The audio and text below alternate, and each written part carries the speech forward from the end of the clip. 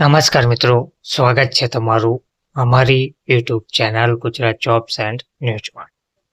મિત્રો, મહિલા અને બાળ વિકાસ મંત્રી શ્રુતિ ચૌધરી દ્વારા આંગણવાડી બહેનોની, આંગણવાડી કાર્યકરોની વિવિધ સમસ્યાઓ માટે બેઠક યોજી હતી અને તેમની વિવિધ સમસ્યાઓ સાંભળી હતી. બાળ વિકાસ મંત્રી શ્રીમતી શ્રુતિ ચૌધરી દ્વારા બાળ વિકાસ અને આંગણવાડી મહિલા વર્કર્સ યુનિયન અને આંગણવાડી વર્કર્સ એન્ડ હેલ્પર્સ યુનિયન CITUને તેમના નિવાસસ્થાન કાર્યાલયમાં મળ્યા હતા.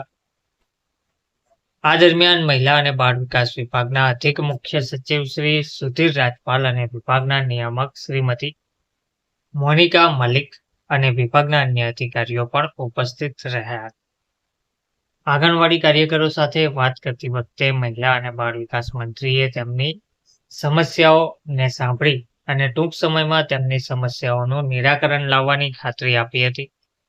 ન્યુટ્રિશન ટ્રેકર એપ અને મોબાઈલ દ્વારા કામને લગતી જે પણ સમસ્યાઓ હોય તે કામદારો દ્વારા ઉઠાવવામાં આવી હતી. આ સમસ્યાઓના નિરાકરણ માટે ટેકનિકલ ટીમને ઉકેલ શોધવા સૂચના આપવામાં પણ આવી હતી.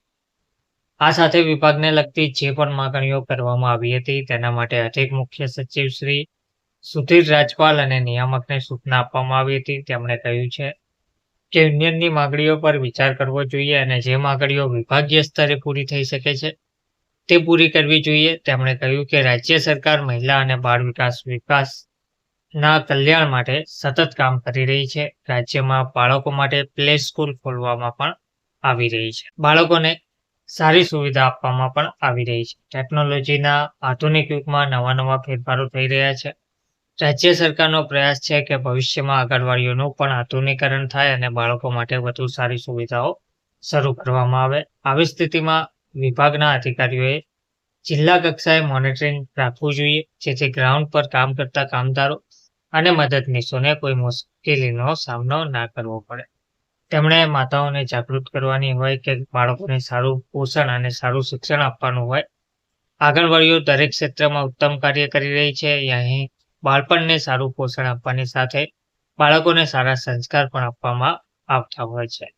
તો મંત્રીએ આંગણવાડી બહેનોની દરેક સમસ્યાઓના ઉકેલ માટે હકારાત્મક અભિગમ અપનાવ્યું છે અને તેનું ટૂંક સમયમાં નિરાકરણ લાવવામાં આવશે તેવી પણ માહિતી આપી છે. ધન્યવાદ.